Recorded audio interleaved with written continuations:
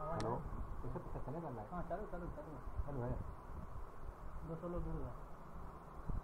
बोले हाँ वैसे आवाज़ आवाज़ नहीं आ रही उधर से। उससे आवाज़ आ रही है। हेलो हेलो, कनेक्ट किया था, आवाज़ आ रही है क्या? हेलो, फ़ोन करके पूछें।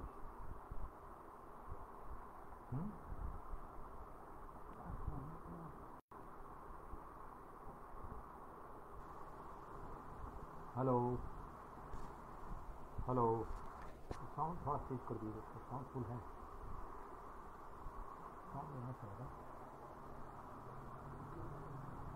यहाँ पर होना कोई साउंड।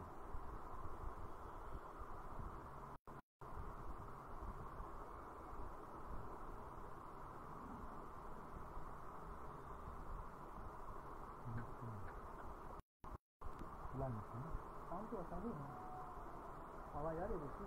हेलो हेलो हेलो, हाँ जी, आवाज़ आ रही है मेरी? लेकिन मेरी आवाज़ नहीं आ रही है, आप लोगों को कोई उधर से आवाज़ नहीं आएगी, सिर्फ मेरी आएगी।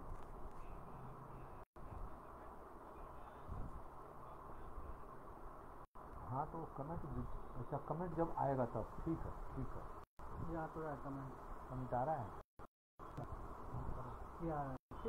अच्छा कोई बात, बीच बीच में हम ही लिखता रहता तो ज़्यादा अच्छा रहता, म्यूजिशियन को ज़रूरी होता है। चलिए ठीक है, ठीक है, ठीक है, ओके। आ रही आवाज़ है।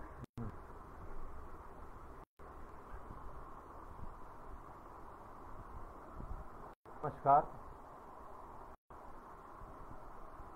मैं हरीश तिवारी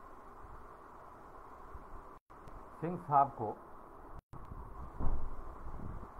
डॉक्टर सर्वेंद्र विक्रम बहादुर सिंह जी को हार्दिक धन्यवाद देता हूं, और उसके निर्देशक द्विवेदी जी को भी हार्दिक धन्यवाद देता हूं कि हमें इस विषय पर 2 शब्द बोलने का और दिया। जैसा कि विषय है संगीत का मानव जीवन पर प्रभाव, तो संगीत जो है एक तरह से लिया जाए, कहा जाए तो मानव पे ही नहीं, हर जीव जंतु पे इसका बहुत ही गहरा प्रभाव पड़ता है, और मनुष्य के लिए ही नहीं, ये सबके लिए ही बहुत ही आवश्यक है, और इसका प्रभाव देखा गया है सभी जीव जंतुओं पे, पेड़ों पौधों पे, मान पृथ्वी पर जितने भी चीजें हैं सब पे संगीत प्रभाव देखा गया है, ऐसा ग्रंथों में भी लिखा है। और मानव जीवन में तो भारतीय संगीत जो है, इसको जैसे मानव को, अब जैसे हम संगीत के विषय के क्योंकि टाइम कम है तो इसमें संगीत के बारे में तो सबको पता ही है कि संगीत किसे कहते हैं, ये ना कह के इसके महत्व पे हम प्रभाव डालें, इस पर ध्यान आकर्षित करें दूसरा। तो संगीत जो है जैसे मानव के लिए, पेट के लिए या शक्ति के लिए भोजन की आवश्यकता होती है, उसी प्रकार आत्मा का जो संगीत, शरीर के आत्मा का भोजन जो है संगीत है, संगीत को आत्मा का भोजन कहा गया है। और जो है अगर यही न हो तो जीवन बिल्कुल शून्य हो जाता है। सभी चीजें हैं आपके पास, और आप नहीं, और 2 दिन न आए आप, तो कोई भी व्यक्ति ये बोले कि हमें संगीत पसंद नहीं है, तो हो ही नहीं सकता है। किसी को ज़्यादा पसंद होता है, किसी को कम पसंद होता है। जो बोलता है नहीं पसंद है, वो कभी न कभी कहीं न कहीं गुनगुनाता तो होगा, या बाथरूम में ही गाता होगा। तो इसलिए जो संगीत जो है मानव जीवन में बहुत ही महत्वपूर्ण है, और ये आज से नहीं, प्राचीन काल से ही हम तो इस विषय रिसर्च किए हमने। तो इसमें यह था कि वेदों में संगीत कैसे था, वैदिक काल में संगीत कैसे था, उसके पहले कैसे था। उसके पहले का तो कल्पना से हम जोड़ सकते हैं। संगीत जो है मनुष्य जब बहुत होता है तो अनायास ही कुछ गाने लगता है। दुखी अवस्था में गाना नहीं निकलता है। इसलिए जब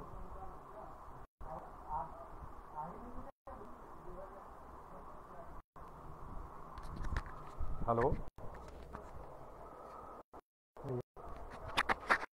कम आ रही है? आ रही है अभी आ रही है? बोले आ रही है? आ रही है?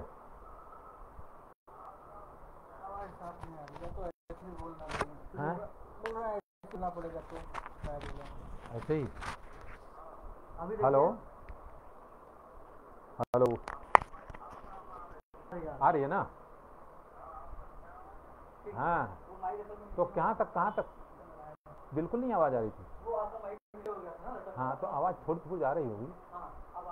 ठीक है। तो मैं कहाँ पे था अभी, तो बात है भूल गया।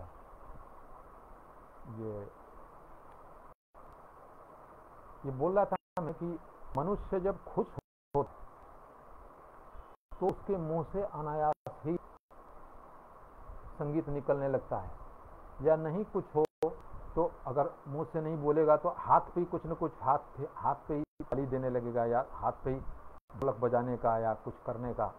उसको वो अनायास उसका हाथ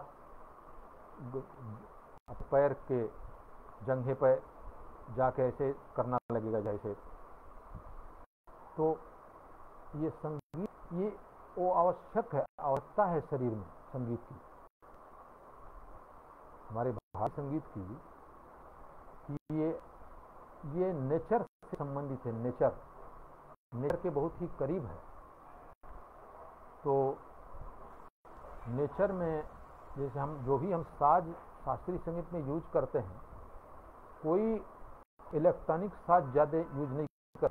अभी इलेक्ट्रॉनिक तानपुरा आ गया, तो तबला भी लकड़ी से बनता है, चमड़े से बनता है। कुछ तानपुरा जो बनता है वो लकड़ी से बनता है, उसमें तार लगे रहते हैं। तो ये सब चीज़ें जो है ये सब हमारा भारतीय संगीत, हम इसे भारतीय संगीत के लिए बोल रहे हैं कि ये नेचर से बिल्कुल जुड़ा हुआ है। तो ये प्राकृतिक है, और जो है इसकी आवश्यकता बहुत ज़्यादा है, यानी कहने का मतलब बहुत ही महत्वपूर्ण है। जिस तरह भोजन जरूरी है, भोजन करते हैं, सांस लेते हैं, पानी पीते हैं, उसी तरह से ये आत्मा का भोजन कहा गया है। संगीत जो है ये आत्मा का भोजन है। बाकी चीज़ें जो है पेट के लिए हैं, और आत्मा को संतुष्ट करने के लिए हमारा संगीत है। और भारतीय संगीत जो है ये हम जो करते हैं ये बहुत प्राचीन है। वेदों में इस चर्चा है, वैदिक युग में इसकी चर्चा हुई है। ऋग्वेद, यजुर्वेद, अथर्ववेद, सामवेद में पूरा संगीत के बारे में ही है। ऋग्वेद के मंत्रों को स्वरबद्ध किया गया है।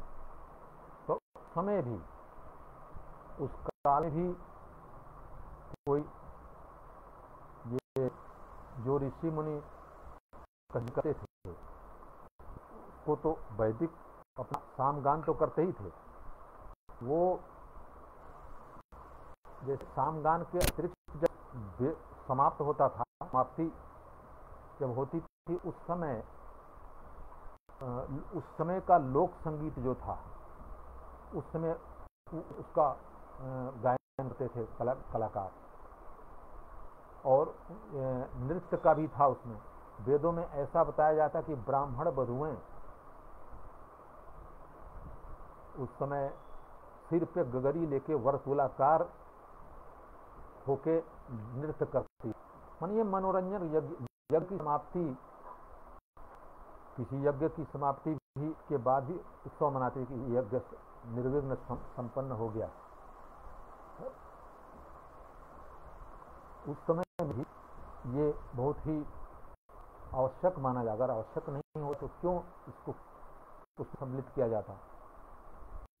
बाद में सभी ये हमारे महाकाव्य जो हैं, जैसे रामायण महाभारत, सब में इसकी चर्चा हुई है। रामायण में बताया गया कि रावण संगीत का बहुत बड़ा विद्वान था।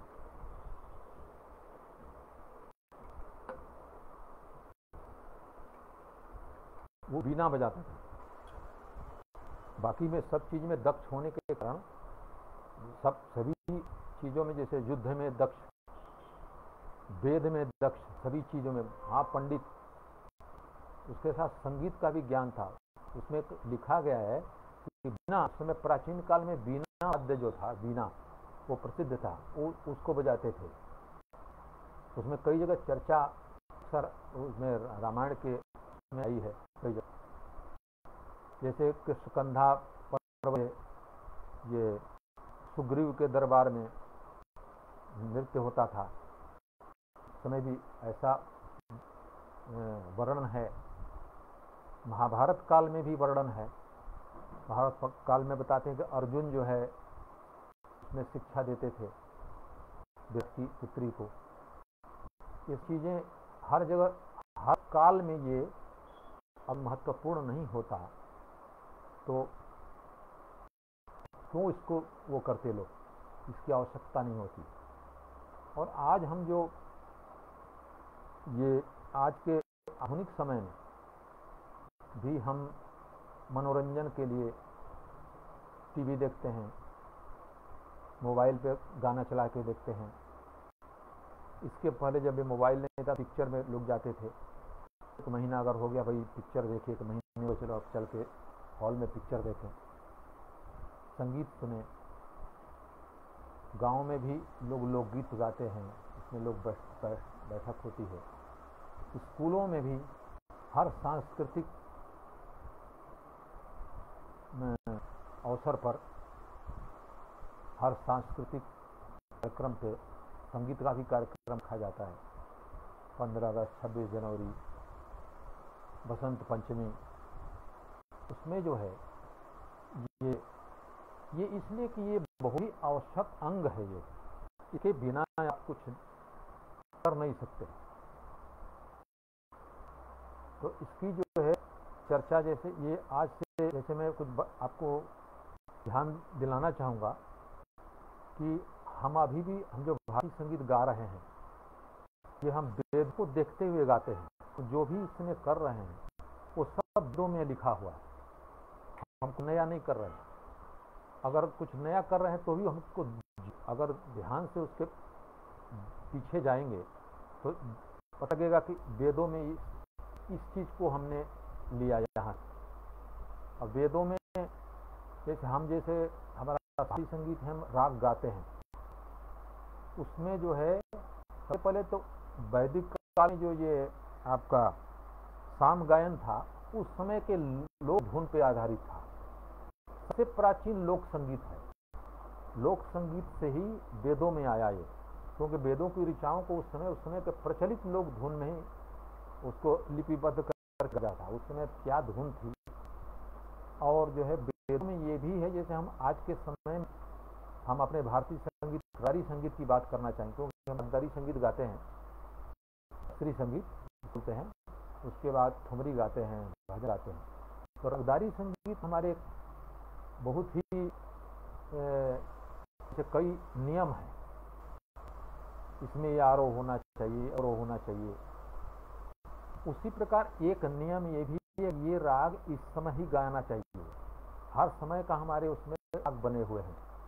जैसे प्रातःकालीन जो राग गाएंगे वो दोपहर में ही गाएंगे। प्रातःकालीन में उसमें भी सुबह से दोपहर तक जो राग बना है, जब दोपहर आएगा दोपहर में अलग राग हैं, सायंकालीन राग अलग हैं। तो ये चीजें जो ये वेदों में बहुत सारा, एक जगह है जिसमें एक सवन संज्ञा लिखी हुई है। सवन संज्ञा, सवन नाम से एक पुस्तक है, उस पर पढ़ने पे पता चलता है उसमें जब यज्ञ होता है वनस्पतियों को कूट कर, यानी उसमें तो लिखा है कि सोम को कूट कर सोम रस उत्पन्न किया जाता था। तो हमारे ख्याल सोम का मतलब वही वनस्पतियां होंगी, उनको कूट करके सोम रस उत्पन्न किया हुआ, सोम रस जैसे बनाते हैं, उससे निकाला जाता था और उसको आहुति दी जाती थी। तो 3 टाइम था ये सवन, 3 टाइम ये आहुति दी जाती थी, प्रातः काल और मध्य काल और सायं काल। प्रातः काल में जो ये क्रिया होती थी सवन की, वनस्पतियों को कूट कर, तो उसमें मंत्र का उच्चारण होता था। मंत्र का उच्चारण करने के बाद उसको कूटते वक्त जो है मंत्र का उच्चारण करते थे और जो है वो उस निकाल के उसको उसमें आहुति देती थी। और प्रातः मध्याह्न काल में, दोपहर में भी था। तो हर समय अलग अलग मंत्र थे। तो प्रातः काल में जो होता उसको प्रातः सवन बोलते थे और मध्याह्न काल में जो होता उसको मध्याह्न सवन बोलते थे। सायंकाल में जो होता तो सायं सवन बोलते थे। तो हमारा जो संगीत का जो समय बना है, ये राग इस समय गाएंगे, ये बीज रूप वहीं से निकला है। ये सवन संज्ञा जो वहीं से इसका बीज रूप निकला है। और इसके अतिरिक्त जो है उसमें हर समय के साम थे। जैसे साम गान में कई तरह का, जैसे हम राग बोलते हैं ये राग, तो उसी तरह से ये साम थे, कई नामों पे साम थे। किसी ऋषि के नाम से साम हो गया, या कुछ जैसे रथंतर साम, बृहत साम, बैरूप साम, ऐसे अलग अलग साम थे। तो रथंतर साम जो था बसंत ऋतु में गाया जाता था और बैरूप साम जो है वर्षा ऋतु में गाया जाता था। तो उसी प्रकार जैसे हम बसंत ऋतु बसंत गाते हैं, बाहर गाते हैं, तो उस समय जो ये रथंतर साम ये बसंत में ही गाया जाता था, उसको और ऋतुओं में नहीं गाते थे। और ये हमारा जो है बैरूप साम जो था, इसको जो है ये वर्षा ऋतु में गाते थे। वर्षा ऋतु में जैसे हम आज मल्हार के प्रकार गाते हैं, या लोक संगीत वाले लोग जो है ये कजरी गाते हैं, तो या सैनिक क्लासिकल वाले लोग कजरी गाते हैं। हम रागदारी संगीत गाने वाले लोग राग मल्हार के जितने भी कार हैं सब वर्षा ऋतु में गाते हैं। गौड़ मल्हार, सूर, या जैसे सूर मल्हार आ गया, इसके बारे में भी बताएंगे। अब सूर मल्हार नाम पे, जैसे उसमें ऋषियों के नाम पे साम होते थे, तो उसी प्रकार जो है कई इसे साम हैं। तो उस प्रकार जैसे बाद में नामों से कुछ राग, नामों से साम थे उस समय, उसी तरह मल्हार में भी किसी के नाम से राग, जैसे सूरदासी मल्हार, रामदासी मल्हार, रामदास जी का बनाया हुआ राग था वो भी अकबर के दरबार में थे, तानसेन से पहले थे। तानसेन, मियाँ तानसेन बोलते हैं उनको, उन्होंने मियाँ मल्हार बनाया। इसी तरह से सूरदासी मल्हार, रामदासी मल्हार, हरिदासी मल्हार, ऐसे नामों से हम इसमें ऋतुओं पे जो मल्हार हैं वो तो अलग अलग, मियाँ मल्हार, गौड़ मल्हार तो हैं ही। अब उन लोगों के बनाए हुए नाम से भी मीरा मल्हार, और 2 रागों को जोड़ के भी मल्हार, 2 राग मल्हारों को मिला के और राग को मिला के ही बनाए हैं इस मल्हार। तो ये सारी चीजें जो है ये हम नई नहीं, ये पुरानी प्राचीन काल से चली आ रही है। हाँ, उसका रूप धीरे धीरे थोड़ा परिवर्तित हुआ है। जैसे आदमी का भी तो बहुत सारा चेंज हुआ है, पहले के दिल दौड़ में, उसके बाद फिर रहन सहन में, उसी प्रकार इस पे भी प्रभाव पड़ता है। हमारे हमारे संगीत में भी ये समय का प्रभाव है।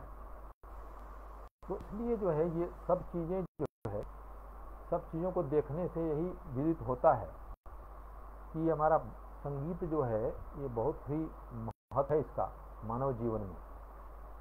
मानव जीवन के अतिरिक्त भी जैसे जीव जंतुओं पे भी हमारे इसमें रिसर्च हुए हैं। जैसे पंडित ओंकारनाथ जी ने रिसर्च किया था।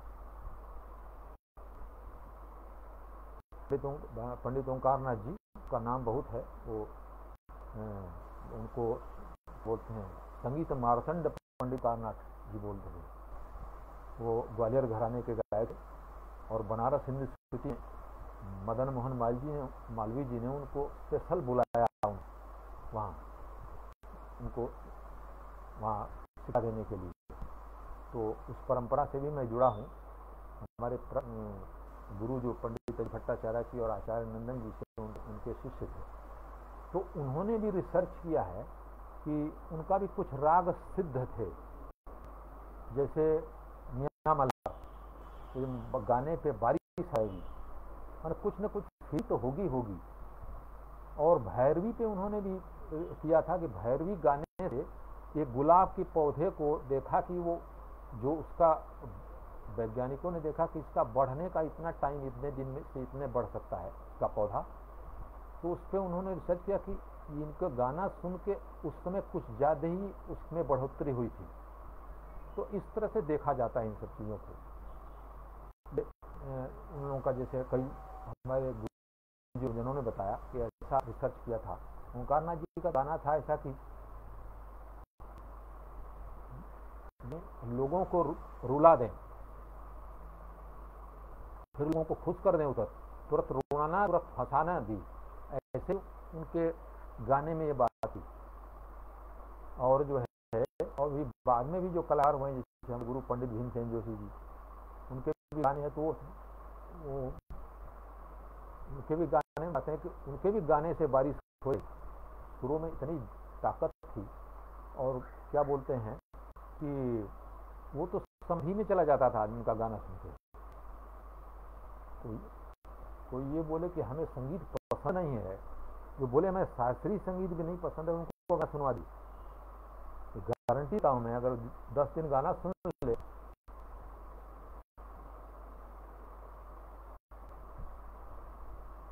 अगर गाना सुन ले तो फिर उसको दूसरा कोई संगीत अच्छा नहीं लगेगा। क्योंकि हम जहाँ भी जाते हैं संगीत का अपने जैसे कार्यक्रमों में हम जाते हैं तो लोग सुनने आते, वो लोग बताते हैं। और उसमें जैसे जो शास्त्रीय समझने वाले हैं वो तो एंजॉय कर रहे हैं, लेकिन जो संगीत नहीं समझते वो कभी कभी आते हैं सुनने के लिए। जो संगीत नहीं पता है उनको, फिर भी वो जैसे बाद में बोल के जाते हैं कि हमें बोलते हैं कि मिस्टर तिवारी का मैं राग नहीं जानता हूँ कि आपने राग कौन सा गाया, लेकिन मैं फुल एंजॉय किया हूँ।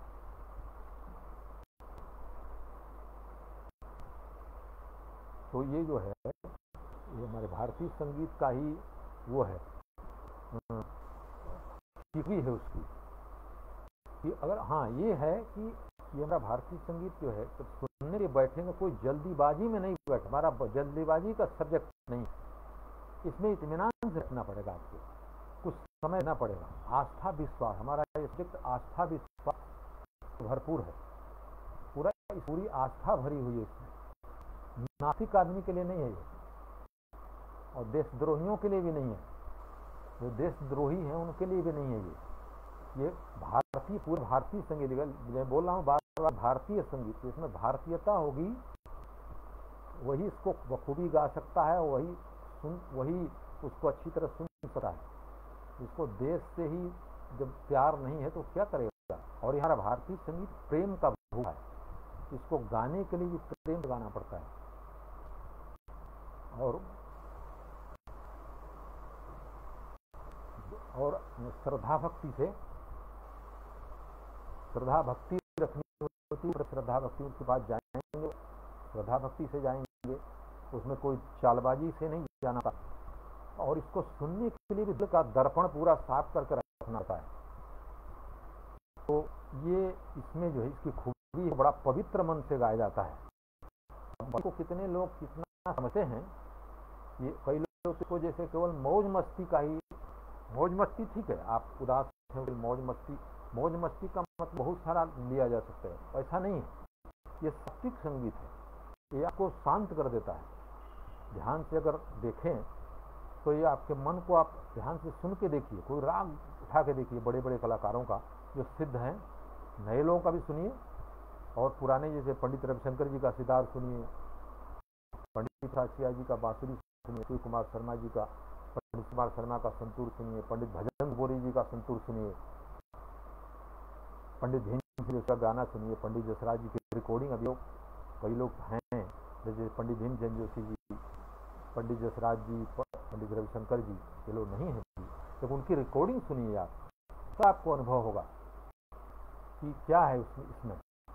अब ऐसे नहीं जैसे उस संकल्प दिमाग से नहीं कर सकते, जी चलना जल्दी, हाँ जल्दी लगाओ 2 मिनट में सुन सकते हैं। इसके लिए आप एक टाइम बनाइए और आपको बहुत जीवन में बहुत फायदा करेगा। ये हमारा जो है भारतीय संगीत है,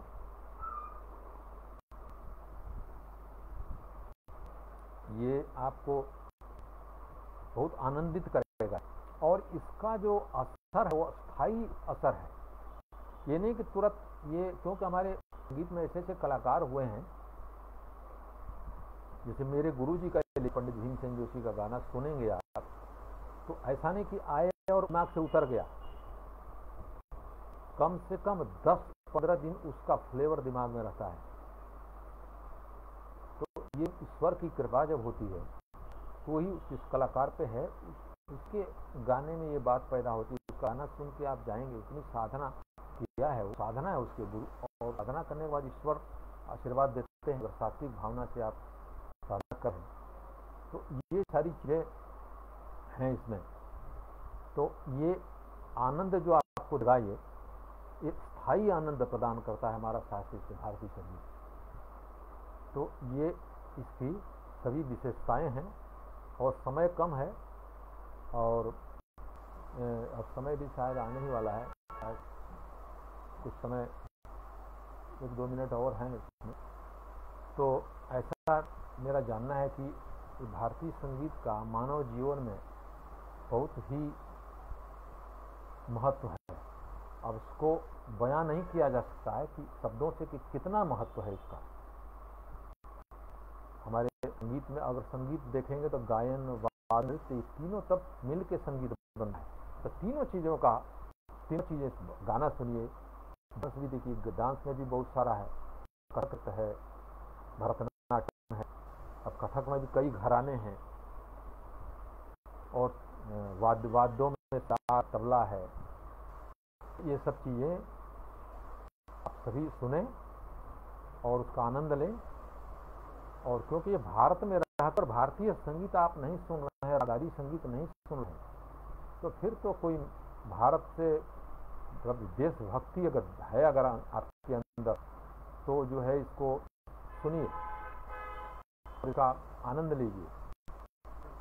और हमारा पहले एक बहुत महत्वपूर्ण बात बता रहा हूँ, जैसे ये यूपी है ना, यूपी का ही, उत्तर प्रदेश का ही है ना ये।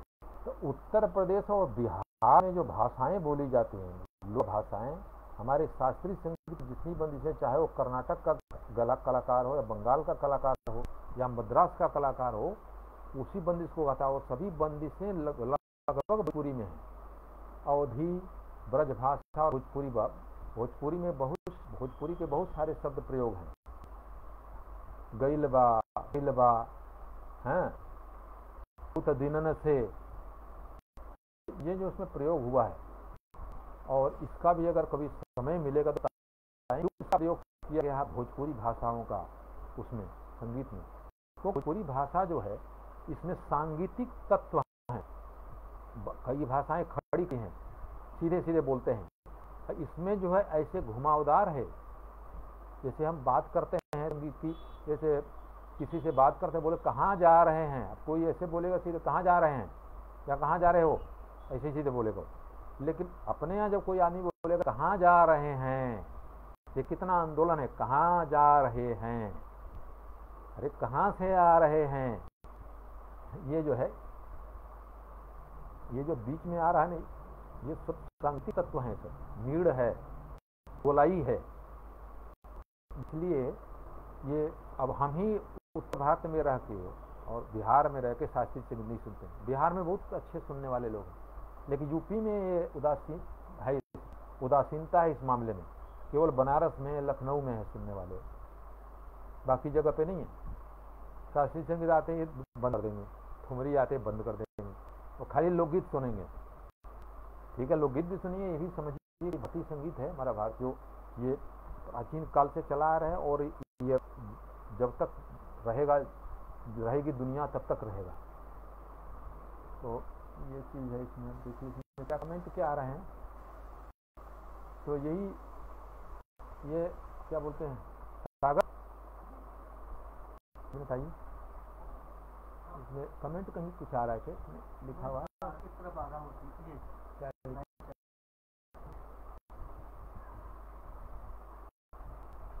उनका है कमेंट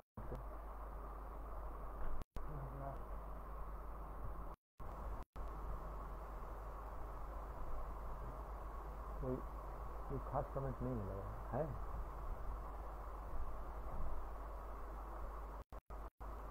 सब ऐसे ही है। हाँ, कोई खास कमेंट तो दिख नहीं रहा है। तो नाम अपना बता रहे मैं वहाँ से हूँ। सभी को बहुत बहुत धन्यवाद। और किसी को हाँ, आप जैसे किसी को पूछना हो तो मोबाइल से पूछ सकते हैं। कुछ अगर क्वेश्चन अगर है माइक से पूछ सकते हैं, वो तो सब अपने घर से दे देंगे। अभी पूछना हो माइक के माध्यम से पूछ सकते हैं। इसमें कमेंट को पढ़ना जो है मुश्किल है, बहुत सारे कमेंट आ गए। हाँ, कमेंट है, कितना पढ़ेंगे। जी जी जी।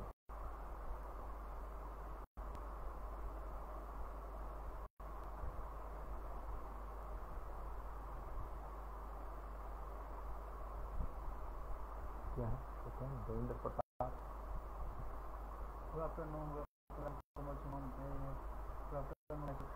अपना नाम बता रहे, मैं यहाँ तो कुछ खास क्वेश्चन तो नहीं, कुछ नहीं है। ठीक है ठीक है ठीक है। तो ये सभी चीज़ें बातें ने बताई, कोशिश की, और कमेंट में तो कुछ ऐसा कुछ कमेंट नहीं आया है जिसका हम उत्तर दें। अगर कुछ बोलता तो मैं दे सकता था। तो सभी को बहुत बहुत धन्यवाद। और सभी जो मैं इस विषय में बातें किया हूँ उस पर कुछ परसेंट भी अगर कुल होती तो बहुत ही लोगों को लाभ होगा। ये सभी बातें हैं और स्टूडेंट के लिए भी बहुत अच्छी हैं, क्योंकि जैसे स्टूडेंट भी एग्ज़ाम देने के टाइम इतने जो है वो हो जाते हैं, परेशान हो जाते हैं कि बहुत ज़्यादा तबीयत खराब हो जाती है या कुछ करते हैं। ये हमारा भारतीय संगीत सब करने से रोकता है। तो इसका भी हमारे ख्याल से स्कूलों में एक टीचर होने चाहिए और जो है उनका क्लास चलना चाहिए। ऐसी व्यवस्था हो उत्तर प्रदेश शिक्षा विभाग के तहत तो भारतीय संगीत के लिए भी अच्छा होगा और क्या बोलते हैं सभी इससे लाभान्वित होंगे। तो इसी सब के साथ में इन्हीं विचारों के साथ मैं अपना ये वक्तव्य जो है समाप्त करता हूँ। आप ही को बहुत बहुत धन्यवाद। नमस्कार।